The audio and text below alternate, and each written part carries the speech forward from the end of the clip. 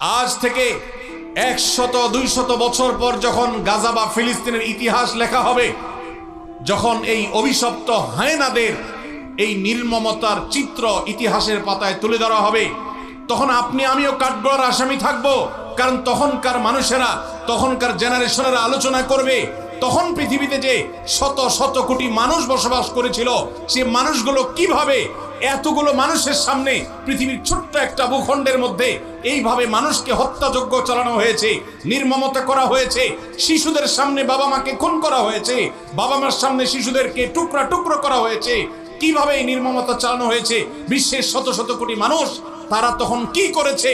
আগামী 100-200 বছর পরে যখন ফিলিস্তিন এবং গাজার ইতিহাস লেখা হবে, আসামের কাঠগড়ায় আমরা সবাইকে দাঁড়াতে হবে।